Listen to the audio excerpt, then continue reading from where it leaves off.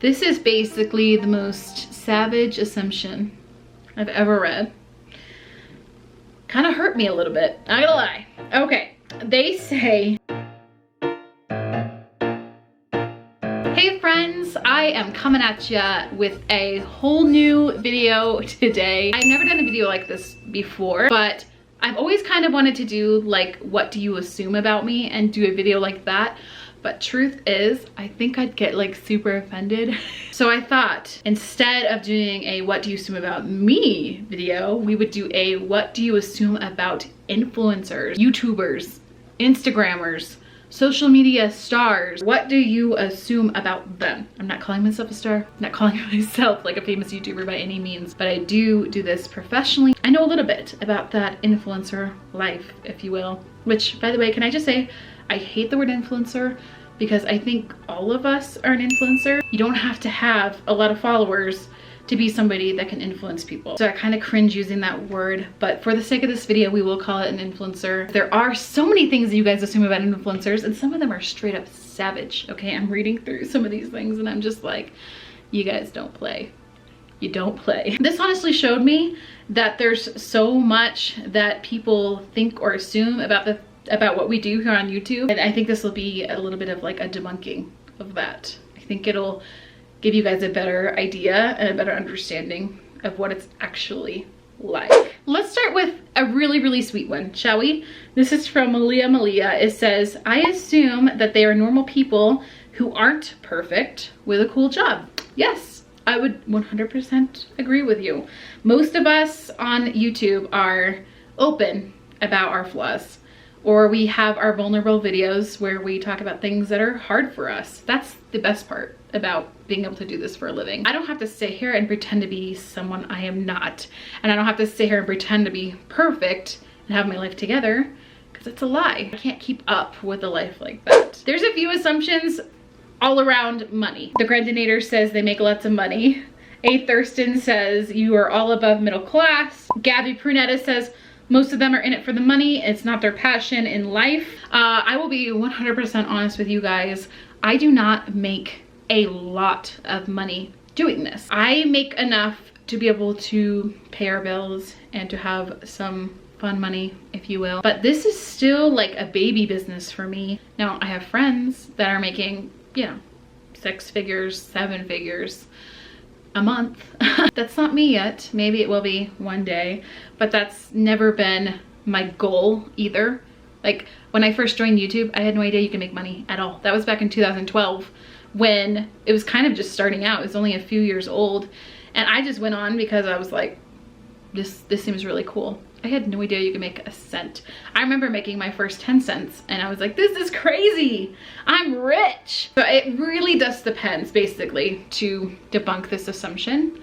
Some people make a lot of money. Others are still in the trenches trying to build their way up. Kelsa All Smiles says they spend more than they should to keep up with content and followers. Oh my gosh, I am sure that this is true with so many different families. Honestly, no judgment. If you are making the money to be able to afford a big house or a luxury vehicle or whatever, like, all the power to you. I have no problem with people spending their hard-earned money in the way that they want to. I know some people that rubs off on you as like fake or they changed or whatever, but you have to put yourself in their shoes. Imagine being somebody who's maybe struggling, you know, or maybe they just don't know what to do with their life. They find YouTube, their channel explodes, they make a lot of money. I mean, what would you do in that scenario? Upgrade your house, get a nice car. Like, if they can afford it, there's nothing wrong with that. Actually, there was an article about it, about this woman who was a fashion influencer on Instagram, and she bought like all designer clothing and she made her life look like she was rich. So in order to do that, she had to go far above her means to provide that kind of feel to her photos and things. And then she ended up getting in debt. Sorry about this light like switching the clouds, and they keep moving around. So it's definitely possible. I think there's definitely people out there that try to keep up with that kind of a lifestyle, but I think for the majority of us, we live within our means. At least I want to hope so. I love this one, and I can definitely attest to this one. Making Memories 13 says, most are introverts in real life. Absolutely, 100%. Like, I would say that at least 75% of us are introverts in real life. And I know this because I've gone to 3 or 4 like video conferences where you meet other YouTubers and you get to hang out with them and stuff. And I would say sometimes it's really hard trying to find conversation when you're meeting somebody that you watch, but you make videos too, and you're like, how do I even start this? This is awkward.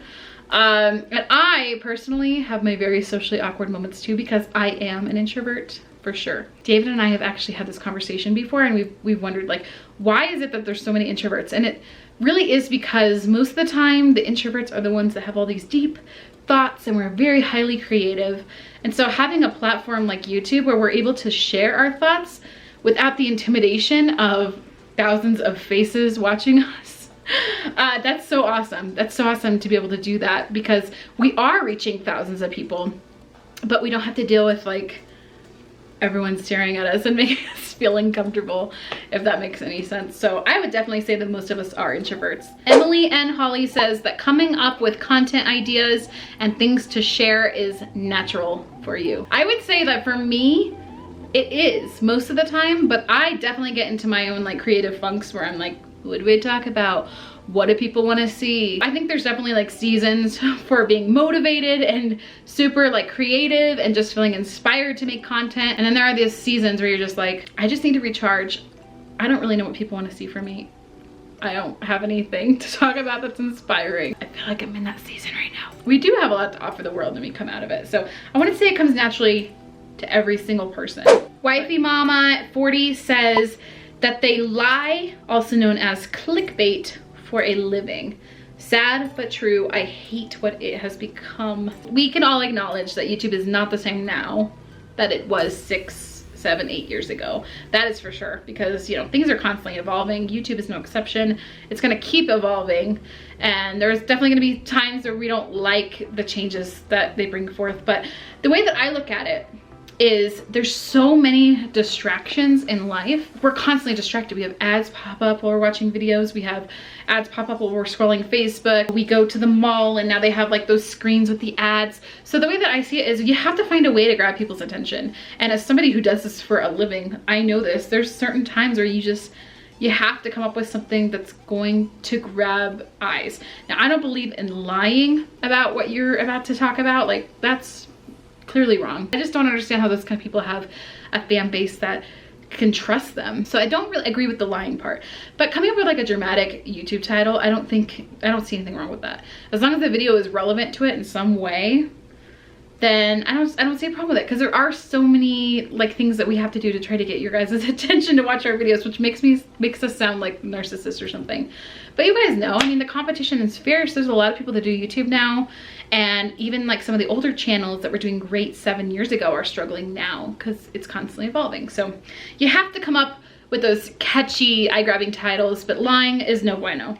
Sage Finsta says they all have some sort of confidence issue. I think every human being on planet Earth has some kind of confidence issue or some kind of insecurity, even if they don't admit that they do.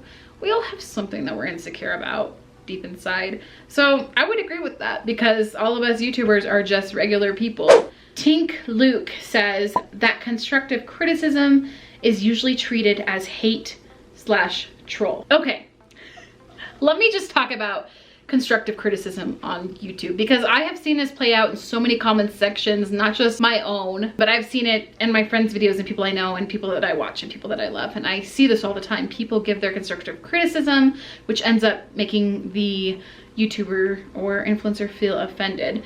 And I have to tell you, the only way we're gonna be offended about something is if you're using something to pin on us that's based off of assumption. Because you see, you only see 5 to 30 minutes of our day or whatever, depending on the day. You don't see the entire day and how it plays out. So when we get comments like, you feed your kids crap, you give one of your kids more attention than the other, you're not living a very healthy lifestyle, or whatever the comment may be, it can be taken as offensive because you don't really know us, and that's the truth of it. We want you guys to feel like our friends. We want you to feel like you know us and that you can rely on us and trust us for videos, but there's still so much about us that you don't know and you don't see our day-to-day lives. So I understand why creators get upset about that, because I do think a lot of those comments that are like constructive criticism are actually assumptions and they're judgmental. I'll just give an example. Something constructive that I would not receive as hate or trolling is something like, your volume was really loud in that video and it sucked, or you were out of focus for half that video and I can't watch this. Those kinds of things I feel like are constructive because it's something that I can do something about and work on for next time. But telling a mom that they're a bad mom, or telling somebody something that's clearly offensive and usually something that they can't change, is not constructive. That's just being judgmental, and I think creators have every right to delete those comments and block those people. Carly K. Wadsworth, she said they do it for attention. This one got me like, it really is like this new, it's kind of a newer thing. The last 10 years is when YouTube came about. So any generation that's been around, you know, way before YouTube began, or even any of social media, it's gonna have a little bit of a harder time understanding it, I think. And I think it could definitely come across as we are attention seeking or attention grabbing. When people say that we are seeking attention, I think sometimes they may not understand what we do. But on the flip side, you do have those channels out there that are doing these like outrageous pranks or trying to just do these like crazy things they know are gonna get a ton of views, and they don't care if they die in the process or like offend people, you know. They live a little bit more carelessly and on the wild side. Gnarly Chic says, they say they read and respond to DMs, but they never do. I'm not talking about you though. I get this comment all the time when I respond to people on DMs. I get like, thank you for responding, because nobody else ever responds to me. I could see how that could be a little bit discouraging, but let me just give you a different point of view. One of my best friends gets about 400 to 500 DMs per day. She can spend upwards to like 6, 7, 8 hours responding to DMs. Some influencers don't really see the value in responding to DMs, or they simply just can't. Like, they can't keep up with it. It's too much work and they don't have the time to do it. So just remember that the next time you send an influencer a DM and they never respond to you, just know that there's usually a lot of things involved in that. They just don't have time to respond to all of them. So just don't take it personally. Oh snap, it's Chris says that sometimes they aren't the same off camera. Okay, let's go back to that whole like introvert talk, because I have to tell you guys something about me.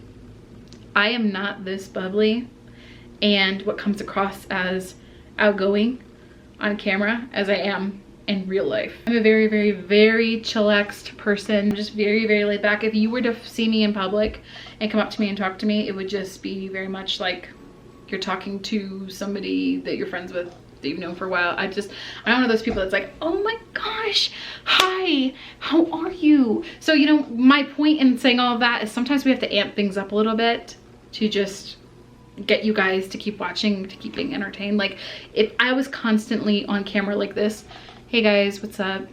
Well, it's outside today, but it's a little bit hot and I don't really like it that much. I mean, would you guys watch a video like that? I personally would not. Our personalities get played up just a little bit. It doesn't mean we're different people. It just means we know that when we're creating content, we want to keep it engaging so you guys will watch, and so then our message will come across. Gabby Bourne says, you never wear pants when filming a sit-down video. I love that so much. You know what? There's only been like 1 or 2 times that I was not wearing pants. Most of the time I'm always wearing pants. That's super funny. I should like not wear pants in the future. That sounds comfortable. Nat Carlos says, not you, but most YouTubers keep having babies for more views, more ratings, more likes, more money. That is a very, very, very direct and honest assumption. You're already gonna have the other baby anyway, you know, because you're like planning on adding it to your family, but you're also on YouTube. So yes, there are some perks that come with being pregnant again and having another baby, and you obviously get more views and you get more money because people are obsessed with pregnancy. Pregnancy and tragedy is like what people are obsessed with on YouTube. So if I announce I'm pregnant or I announce some big thing with drama, I will get a lot of views. Like, hands down, that's just the facts of life. Once you have the baby, people stop watching. They don't care anymore. Just people have this obsession with pregnant women. I don't know what it is. I mean, I have the same obsession with pregnant. I love watching pregnant ladies. I love watching the bump dates. I love that stuff. I'm just as much a part of like that crowd as anybody. But as soon as that baby comes, it's like, you had your baby, goodbye. It definitely brings in more money, it brings in more likes and views, but I really don't think people are intentionally saying, let's have another baby so we can get rich. That would be pretty messed up. This is basically the most savage assumption I've ever read. Kind of hurt me a little bit, not gonna lie. Okay, they say YouTubing is hard, so they don't have to feel bad about making easy money. Girl. First off, I don't even know where to begin. I feel like I should need to do like a whole video just on this assumption, but we're not going to do that for the sake of time. All you guys see is the video that's in front of you right now that you are watching. You do not see the hours and hours and hours of behind the scenes work. Just to get this video up, it's probably going to take me like 5 to 7 hours, because after I'm done filming this, I'm going to edit. Editing takes me 1 to 3 hours. After I'm done editing, I need to upload it, and while it is uploading, I make the thumbnail. Now, depending on the thumbnail, sometimes it takes an hour, sometimes it takes 2 hours. It really depends on what the thumbnail looks like and all the little extras I'm adding in it. You're already 5 hours in. Now you gotta find the greatest tags for the video, and then you gotta fill up the description box, and you gotta make sure the description box has keywords that match your tags, and then you gotta find a title that people are gonna click. Once again, you gotta get their attention somehow. So you gotta sit there and you gotta come up with a title. Once the video is up, you promote it. You promote it on your Facebook, you promote it on your Instagram, you promote it wherever. So it is definitely hard work when it all comes down to it. Now, are we out there breaking our backs in the field, you know, rigging up oil? No, it's not like that, obviously, clearly. I'm on my computer in my basement on my butt. So there's that. But to say that we don't work hard at all is like a big slap in the face, because just like anything, this is still a job. We definitely put a lot of time and effort into making videos. It's extremely time consuming. It's super hard if you already have like a full-time job and you're doing YouTube on the side. Those people are like seriously like Superman. Hill7193 says they get a lot of free stuff. I don't personally get a lot of free stuff. Every now and then I'll get a couple that's like, can we send you this or can we send you that? And most of the time I say no, just because I feel almost bad about accepting free product but not talking about it. So I will only accept product that I know will make sense for you guys, so that when I receive it, I'm able to give them a shout out and then somebody can buy something or whatever. But we don't really get as much free stuff as you think. Now, once again, I guess it depends on your size. I'm still a little guy swimming in the little ocean. So I don't get that much free stuff. Lexi in Wonderland says they don't appreciate the viewers who got them where they are at all. I don't know, girl. I don't know about that. I don't know about that. I'm friends with a lot of larger channels, you know, over 1 million subscribers. And trust me when I say that they appreciate their viewers just as much as I do, or just as much as a channel would if they had 1,000 subscribers. I think no matter how much we grow or how much we evolve as content creators, one thing remains the same for all of us, and that is that we love our viewers. We want you guys to feel like you can connect with us, or else we wouldn't be doing what we're doing. Okay, I think if we just all woke up one day and said, I don't like my viewers anymore, I don't like doing this anymore, we would just stop, because it would feel so inauthentic to keep creating content. And you guys would see that too, watching it on the screen. You would 100% see that we're not passionate about it anymore, and that it's not what we love to do. There's a lot of assumptions about sponsorships, and this will be our last thing. So Aaron Cena says a lot of sponsorships are right out of the box and they are reading from a card, not expert, whatever this thing says. I can't read it all. Yes, this is mine, thank you. They let money influence them to promote things that they wouldn't use in life without getting something back. And K-Lotic11 says, OMG, this is legit so good. AKA, here's my code for some products. Okay. That is so funny. No, it's true. It's definitely true. I mean, I have seen it with my own eyes. You can always tell when somebody is not passionate about the product that they are promoting for money. But for me personally, it is a pretty long process for companies to be able to have a sponsorship with me, because I don't choose everybody. Out of all my emails, I'm rejecting about 90% of them and only going with like 10%. So I am very, very careful and very choosy about who I partner with. It has to be a company I believe in, a company I trust, a company I love, and a company I know that you guys will love. And I do think that is the case for most of us. I think we genuinely want to promote products that we know you guys will love. But every now and then, we just have to make some extra money, and we'll take something, even if it's not something that we absolutely love, but it's something we still believe in. We will promote that product. But I've definitely seen like the robotic, this is a new lip gloss that came in the mail, let's see what's on it, and the reading from a card. I just think that was like poor planning on their part. I don't think it necessarily means that they're not passionate about it or that they're just doing it for money, but it probably was just, maybe it's just one of those things where they've had a rough week and they didn't really do a lot of research on the product themselves, and they're just kind of reading it off a card. I don't know. I just try to give people the benefit of a doubt. I see all the perspectives. Thank you guys for setting these assumptions. This is actually, I feel like this was a really good video to make, because hopefully it touched light on some of these things. And like I said, I really do think a lot of these things depend. It depends on your size of your channel, or your however many people you're influencing. And I think there's a lot of factors at play. Have some grace on the people that you guys like to follow and that you like to watch.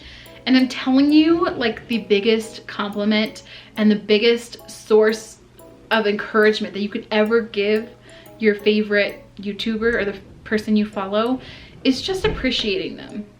It's just sending them a message saying, I love your videos. Thank you so much for all the content you put out. We're not sitting here like, we need all this attention, we need you guys to focus on us. But, you know, we do put our time and effort into making videos, and we get a lot of hate. We get a lot of criticism. And so it's so nice to get those personal messages from you guys. It makes my whole day. Thanks for watching all the way until the end of this video. Leave your additional assumptions in the comments if you have any, and I will reply to them. If you guys feel like you learned something from this video, definitely let me know as well in the comments below. And we will see you guys in our next one. Bye.